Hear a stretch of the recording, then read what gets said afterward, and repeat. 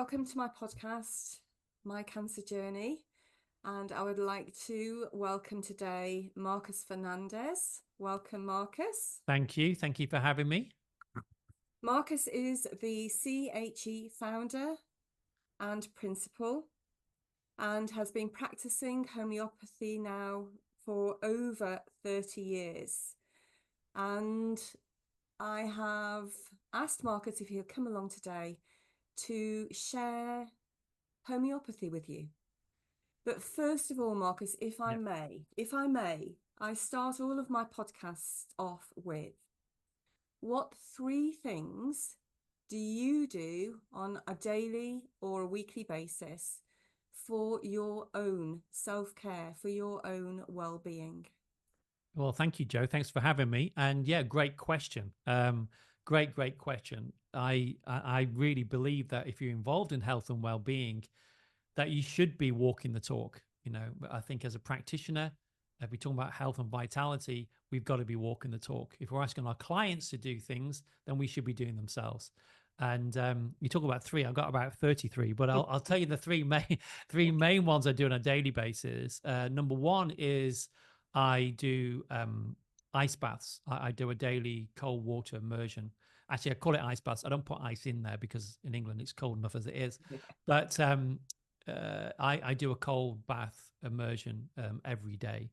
And I do it because I feel so amazing. It's just such an amazing thing to feel, if you've ever done it or anybody listening's ever done it. But it's an incredible, it takes a lot of courage to get into that freezing cold water on a winter's day. But the benefits from it are incredible. And I remember once hearing somebody say, if you do a cold water bath, it'll become your drug of choice. And I thought, how crazy is that? How can it be your drug of choice? I mean, who's want to get into freezing water?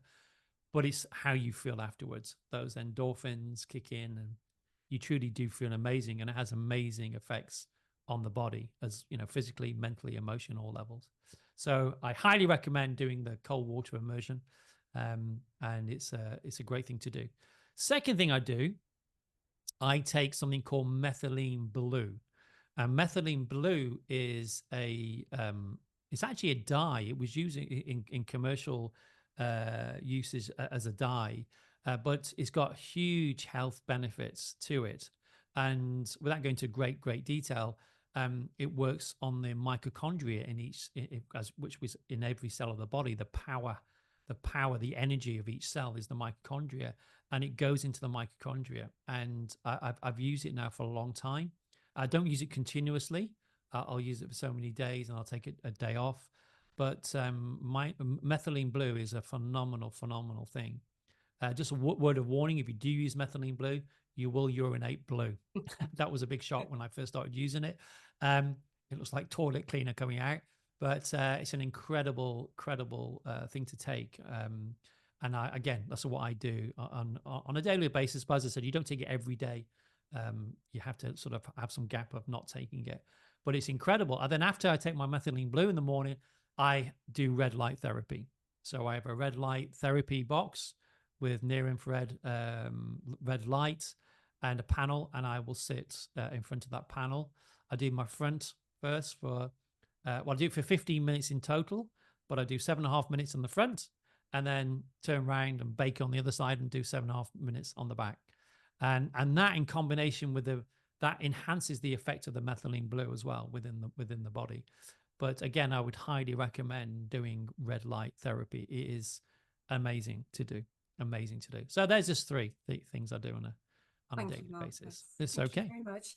So just with those that you've named, what we'll do with on the podcast, we'll put a resources page, linking it to Marcus, and we'll put some information about your 3 named go-tos for self-care. What time do you get up in the morning, Marcus? I get up. Yeah, we'll get up quite early. I get up at about 6:30. I get up 6:30. I mean, I've still got young kids, so they've got to get to school.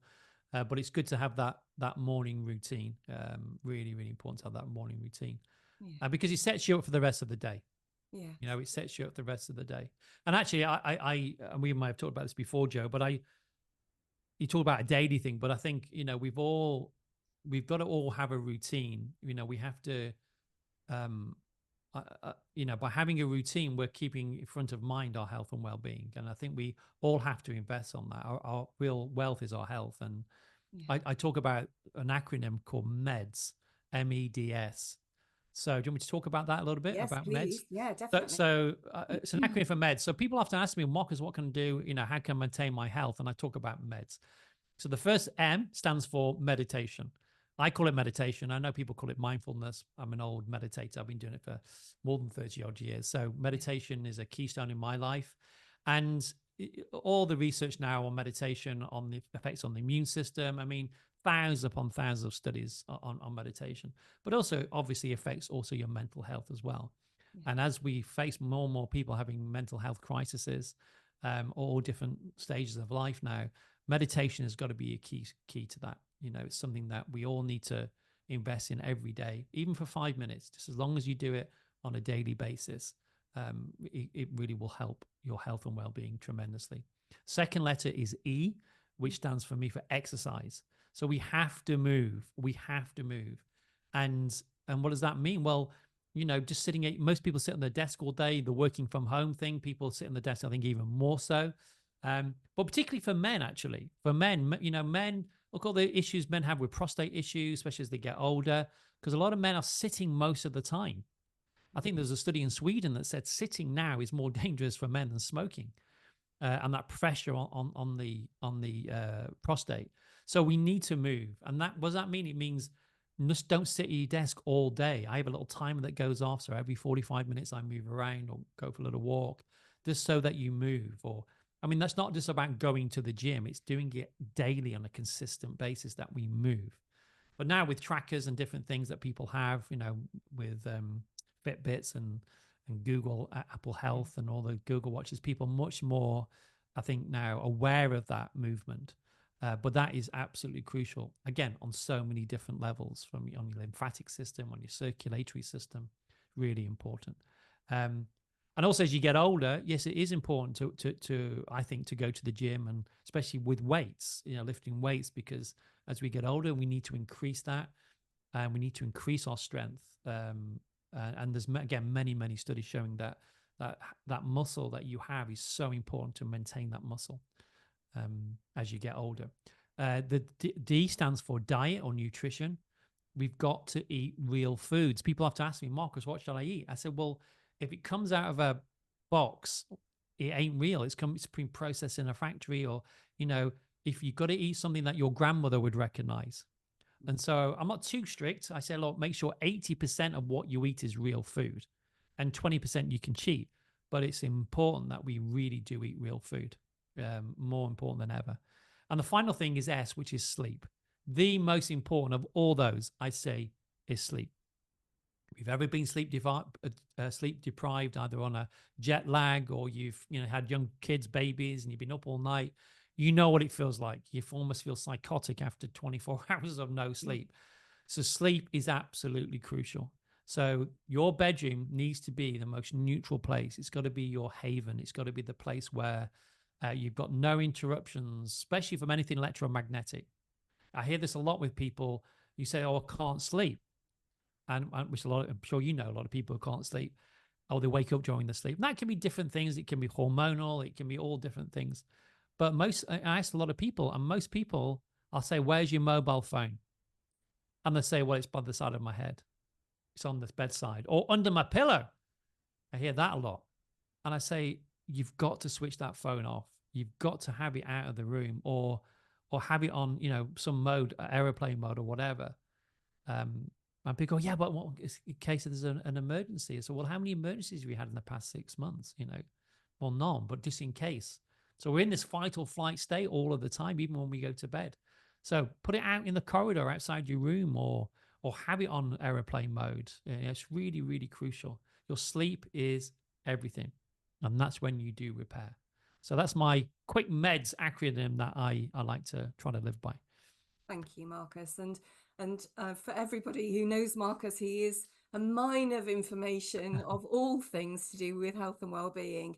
And how we're going to manage to contain this into a short period of time for a podcast, I have no idea. I'll try my best. We're going to do our best, aren't we? We'll try our So, best. Marcus, homeopathy. Yes. Big question. How did you get into homeopathy? What was your reason why?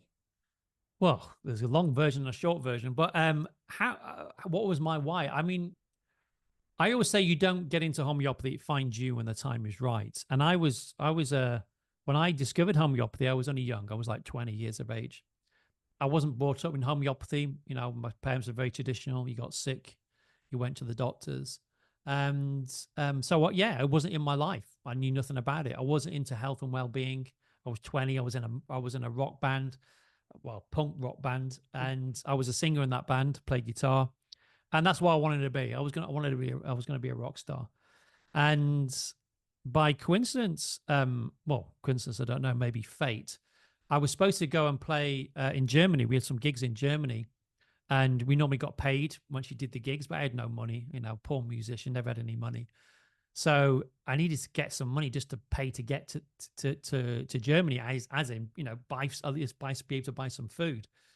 So I went and got a job, and you know, a normal job, which I didn't want to do, but I had to.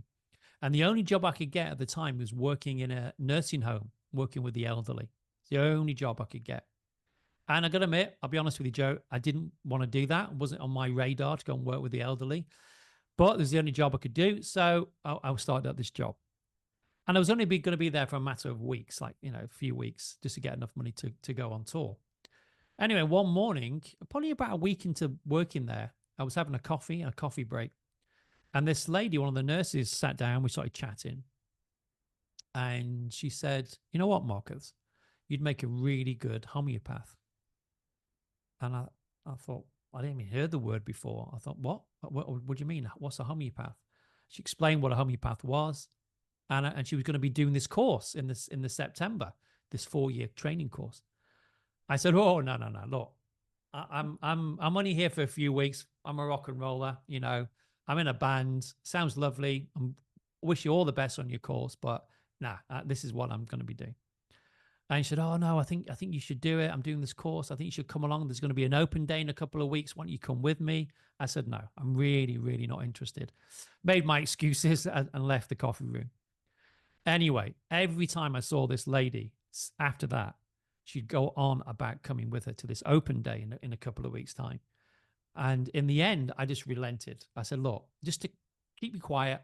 I thought maybe she just wants somebody to go with her. Maybe she was a bit, you know, nervous and she wanted someone to go with her. I said, "I'll go with you, but I ain't doing this course. I'm just gonna keep you company in this open day." Anyway, spin a couple of weeks forward, and the day before this open day, I woke up with really bad tonsillitis, really bad sore throat, which I used to get a lot of. I used to get a lot of sore throats, tonsillitis. And I was also a singer in a band. So, you know, I was smoking, I was drinking, I wasn't living a very healthy life. And so I'd usually just phone the GP up in the days when you could go and see a GP, and get some antibiotics. And, you know, that would be me. But never solved it. I mean, got rid of the acute, but it always used to come back. So I thought, right, I'm going to try this homeopathy stuff. So I got the bus into town, went to the local health food store, and looked at all the remedies that were there on the for sale. I was looking at all these different remedies and all weird names like pulsatilla, I don't know, pulsatilla arsenicum, nux vomica, which I thought, hey, that what a great name for a band, nux vomica. I'm sure it must be a band somewhere, but a great name. Anyway, the remedy that I chose was a gelsemium, the remedy gelsemium, and it had all the sore throat symptoms, also a headache, like a band like around the head, felt a bit flu-like. Thought, yeah, that's me. And so I bought it, and it was a Weleda. I think I told you this at the conference, the Weleda conference when I spoke there, a Weleda 30C. So I went home, I looked at this little bottle, and I undid and the little white tablets. And before I took one, I thought, right, if this works, I'm going to go to the open day tomorrow. If it doesn't work, I'm not going to go. So I took one.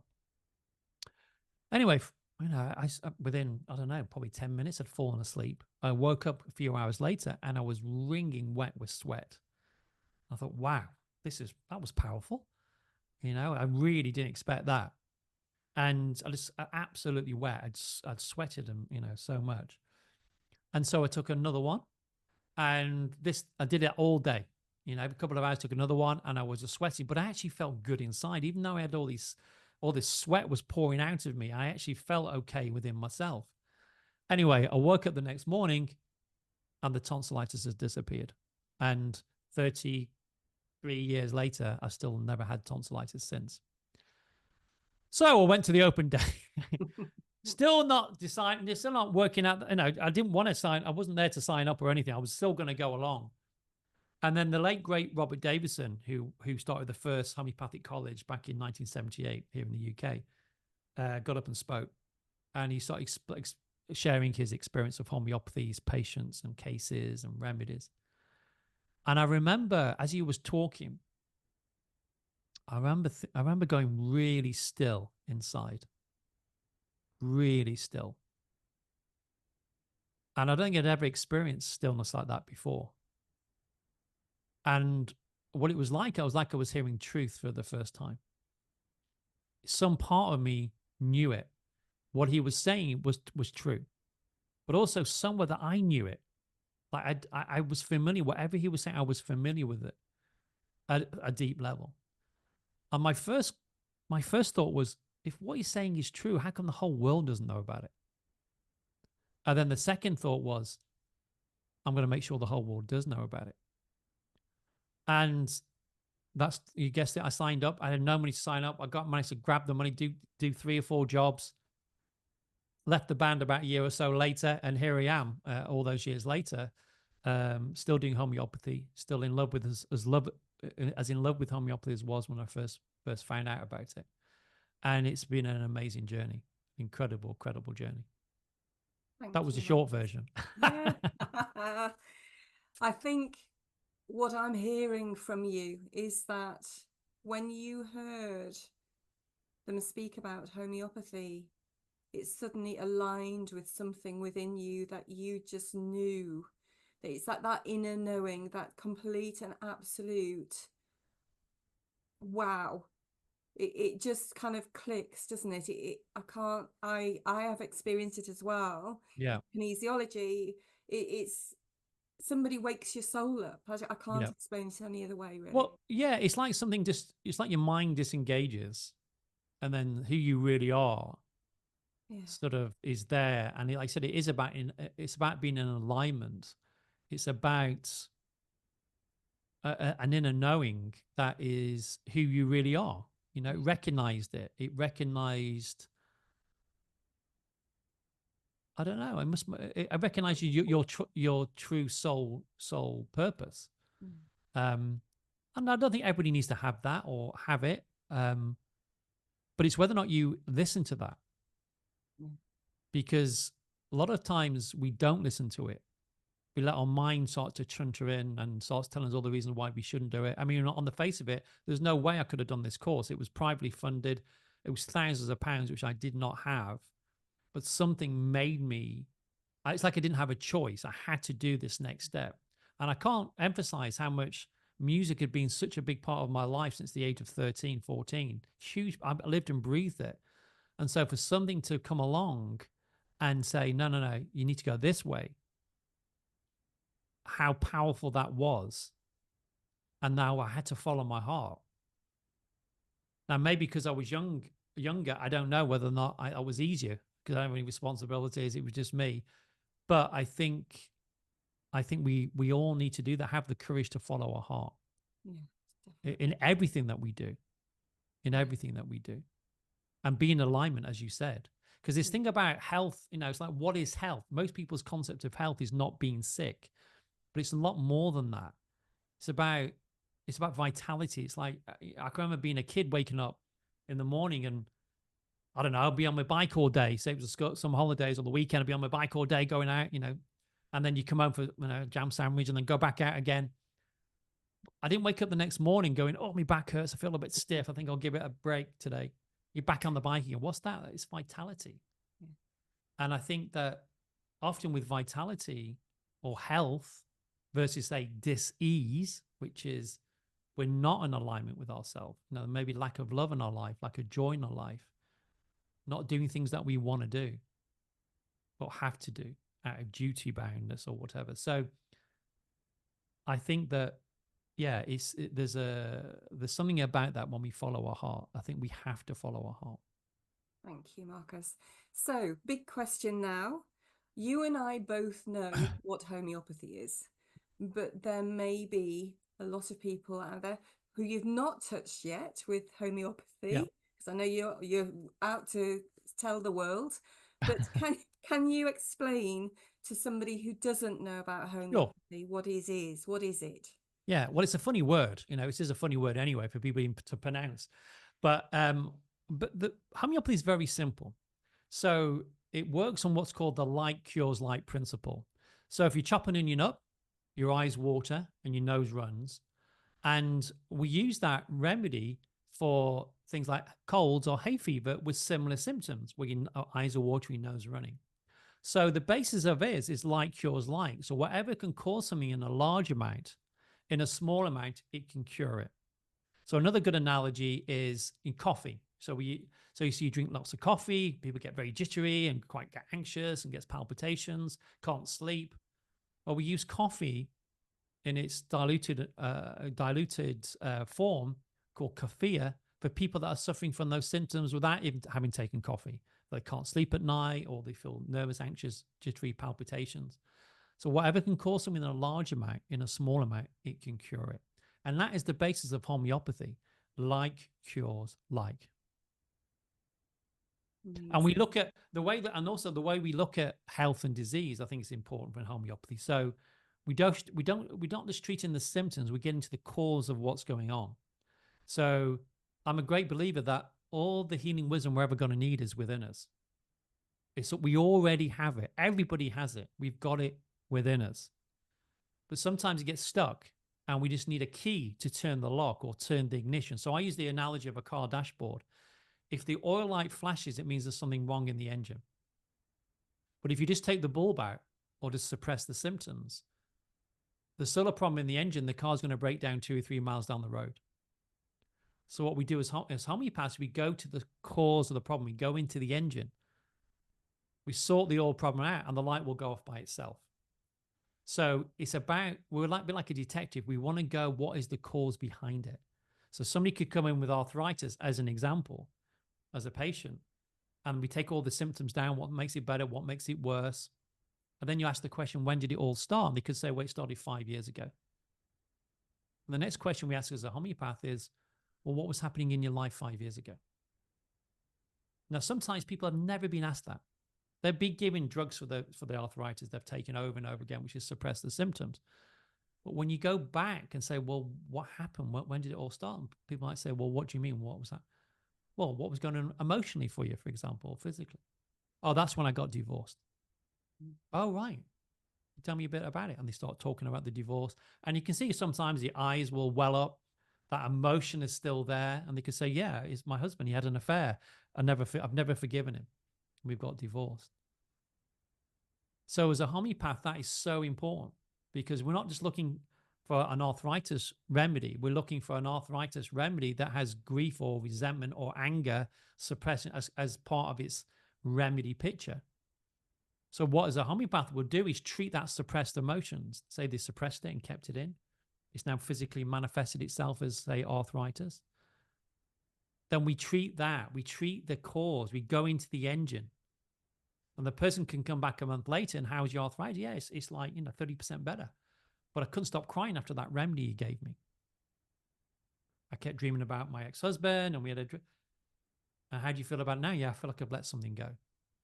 So I'm not saying all cases of arthritis are due to divorces or people having affairs, but you see what I'm saying? It's like we look at people in a totality, mentally, emotionally, as well as physically. But the physical symptoms to us as homeopaths is the body's way of trying to communicate there's a problem inside. And if you don't listen to your body when it whispers, you're going to listen to it when it screams. Yeah, absolutely. And I am aware of, and I know you are aware of the fact that in this day and age, and we won't go down this question at the moment, but so many people seek to have the quick fix, to put the Yeah. plaster over the wound, to move on and let somebody else deal with it for them. And that's a huge topic that perhaps we can explore another time. Yeah, yeah, But it is about reflecting on what's yeah. underneath the wound, underneath the symptom, because there is always so much more than we ever believe. That's right. And well, it's a story, isn't it? It's a story, and I don't mean that. I mean that it, our whole life is a story. So from we're born here and we're here now, and different things have happened along the way.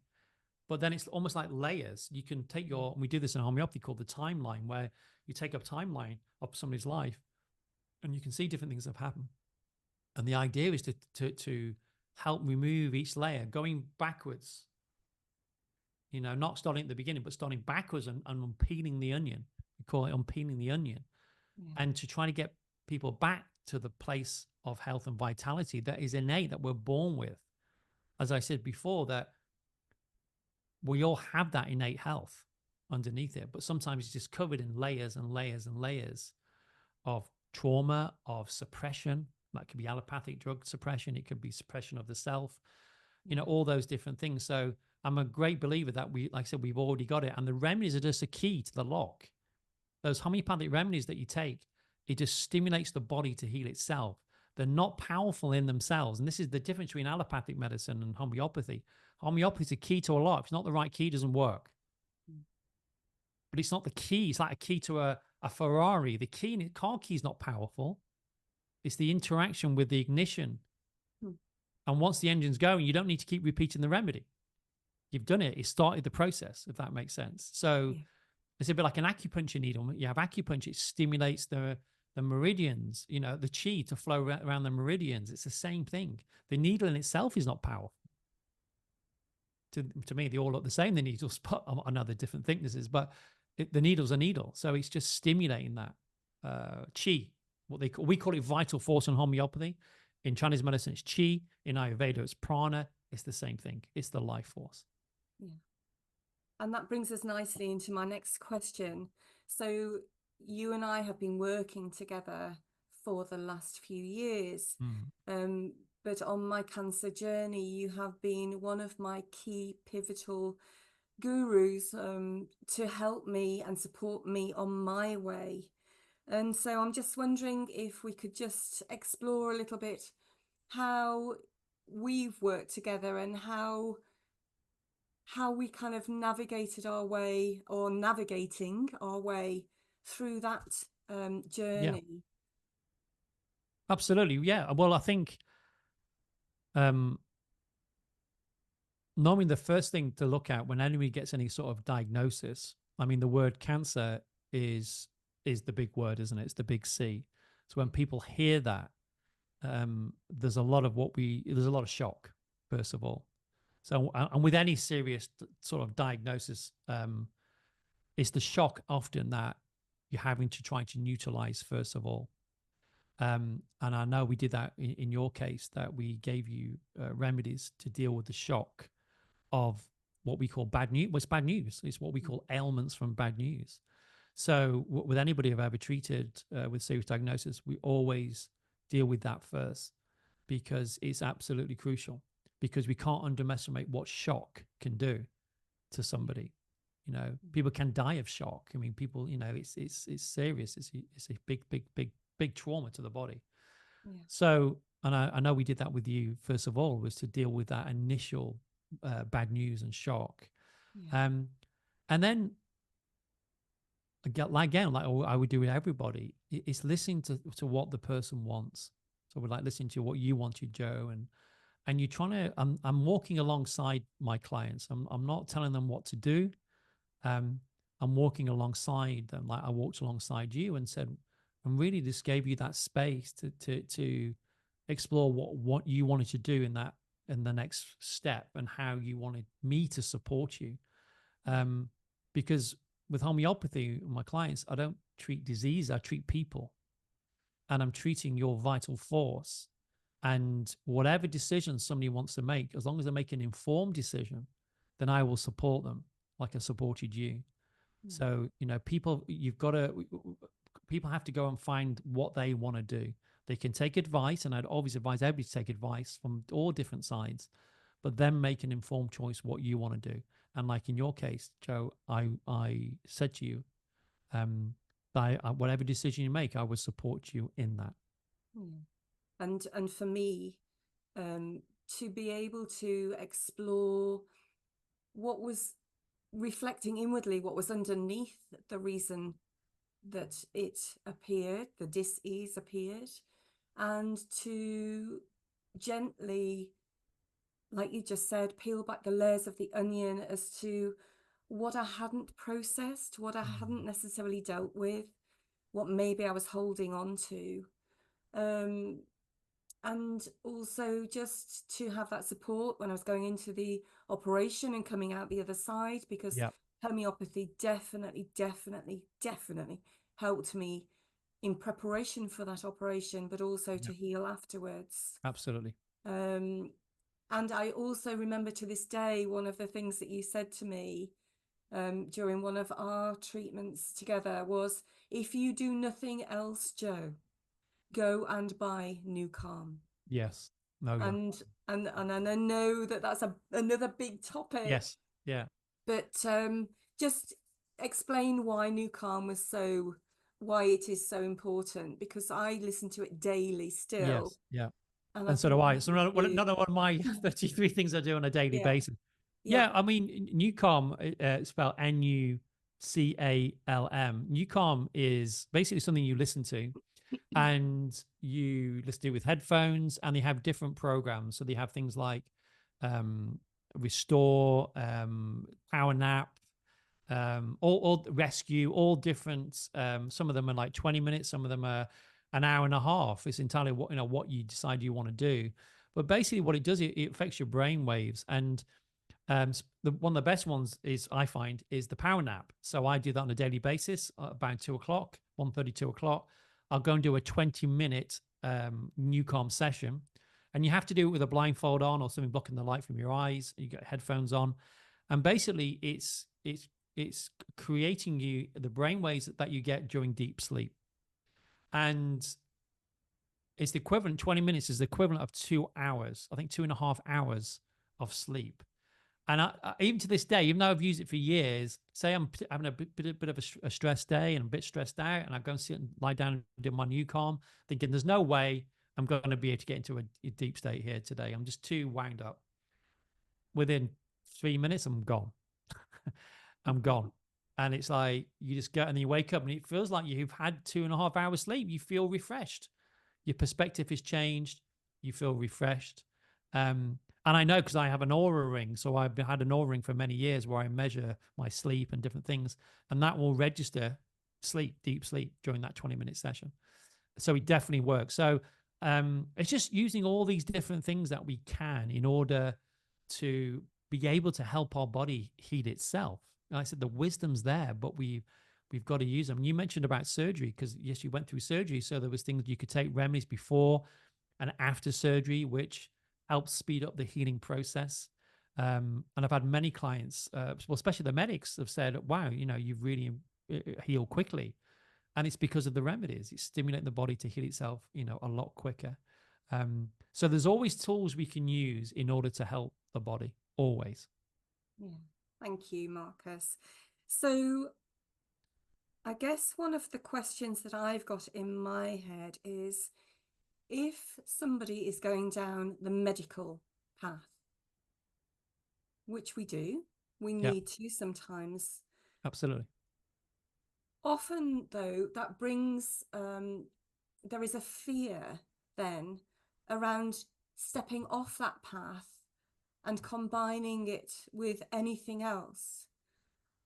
Have you experienced that? What would you say to somebody who perhaps is curious about Mm. homeopathy, but feels like the allopathic route is the only way that they can go? Yeah, it's a really good question. And often people are faced with that situation where all their, I mean, look, and you know this as well, when you get a diagnosis, when you get that news, um, it's like you said, it can really knock you for six. So, and you've got people around you as well, family and friends, and you know, again, you mentioned that word, and it's a lot of people, it's like a death sentence, and that people panic. And the whole medical model is big. It's a very powerful model, and very powerful system. But I always, if you can, I'd always, back to what I said to you before about making an informed choice. You've really got to have some time to really just sit and think and feel what is going on for you at that time. There's going to be a lot of fear. There's going to be a lot of anguish. There's going to be all these emotions that are going to be going on. But you just have to, if you can, just come back to yourself. However you do that, you know, maybe spending some time alone, but just come back to yourself and reconnect to who you are again. Because, like I said, we've got all the answers. We know what to do. It's just sometimes all this mind stuff gets in the way and thoughts and thinking, and you can't see the wood for the trees. But again, make an informed choice. There is other things you can do alongside it. And again, I would never say something, do not do that, do this. It's their informed choice. And there's lots of evidence around complementary medicine now around that, and within cancer and different things to do. But often the medics aren't always informed about what other things are out there, and we maybe quick to dismiss or quick to deny or quick to say it's quackery. You just got to follow your own intuition, and if it feels like you want to go down a a more natural route alongside what you're doing, then that's okay. So there's many remedies that we use for people, you know, who maybe, like I said, going through surgery or going through different treatments where you can help the body deal with that and deal with that healing. So I think it's, you know, you can walk both paths at the same time if you feel that's what you want to do, and that's okay. Remember, I think one thing to remember is this is also your life, and this, you do have a choice about what you to do. And a lot of people don't want to go against the medics or go against if they're being told not to do something, but you've got to explore it for yourself. You've got to explore it for yourself. You've also got to empower yourself to look at different things, whatever they may be, whatever they may be. But just remember, we're treating the person. We're not treating the disease. That makes sense. Absolutely. And I think I would say to anybody who's listening to this podcast, you know, wise words that you've spoken about the fact that we have a choice. We have a choice. We are within ourselves a human being, a human knowing, and innately we know what we want to do. We know what choices we want to take. And I think that the biggie that gets in the way is fear all the time. I call it the fear pit. I named it before on my last podcast. You know, you fall into the feeling, and then the fear pit kind of swallows you up again. Yeah. And it's how to kind of navigate your way back out of that place again. So if I said to you, fear, Mm. what can homeopathy do to help with fear? Yeah, well, we have many remedies for fear. It depends where the fear is coming from. You know, or what people feel anxious about. It could be anticipation, so they have a fear of anticipation of an appointment. There's a lot of fear. That can be a lot of fear there. It can be fear of what's going to happen to me. There's so many different reasons. So as a homeopath, there's not just one remedy for fear. So just like people can, or 5 people could have a cough. Well, in homeopathy, we're looking at what makes it better, what makes it worse. You know, when did it start? So 5 people could have a cough, but 5 people would maybe need different cough remedies according to the different characteristics of that cough. So your cough could be dry, my cough could be wet, your cough could be better for being inside, mine could be worse for being inside. So we're always looking at that. Same with fear. So it says what makes it better, what makes it worse, when did it come on? So there's all different remedies, from remedies like aconite, which is a big fearful remedy, to arginate, gelsemium, which are fear of anticipation, especially on appointments. There's all different remedies. And there's things like rescue remedy, which is a backflower remedy combination, which is great for any fear and anxiety. So there's lots of different remedies that you can take depending on what you're fearful about and why are you fearful. That makes sense. So, but fear is a big part of any, often with any healing journey. You know, they can be, especially when you get a diagnosis. Like I said at the very beginning, the shock can really hit people, and then out of that is obviously the fear of what could happen. But I think it's normal. It's part of that as well. But there is things you can do to help mitigate this. Back to what I was saying as well about meditation or mindfulness or new calm, all these things where just trying to get you back connected to who you are again. Because often the fear is coming from, well, it can be coming from lack of knowledge, that we don't know the full picture, or we haven't been given the full lots of information of what the outcome could be. But also it's when we disconnected to who we are. You know, when we're truly connected to who we are, we feel strong inside. There's a knowing, there's an inner knowing, isn't there? Yeah. When we're off kilter, or something's knocked us off kilter and we sort of bit disconnected, this is when the fear will come in. So anything we can do in order to get ourselves back to ourselves, I think is really, really important. And all those things I said before, meditation, exercise, diet, sleep, all those things help give a good 4 pillars of health and vitality. You know yourself. Sometimes you can have a lot of problems, a lot of issues, and or you have to make a decision and you go, I'll sleep on it. You wake up the next morning, you've slept on it, and you can have a completely different perspective of something. It's the same thing. We just need to just remember that we have that inside, that wisdom inside to go back to ourselves. Thank you, Marcus. Thank That you answers so your much. question. Bit of a Yeah, long-winded question. definitely. I Bit mean, long. you know, you hold such wisdom on all things to do with holistic health, and we could talk forever on this subject in more and more and more detail.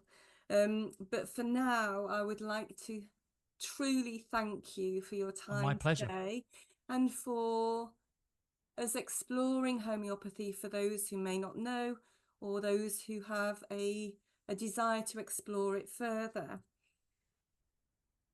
We have got so much more to talk about, and so I would love to invite you back next year Absolutely. I'll be for us back. to Yeah, talk I'll be some back. more. Totally. Just my final quick question though, Yeah. if somebody would like to find a homeopath, Yes. how would they go about it? Well, I would go. We have a register in the UK called the Society of Homeopaths.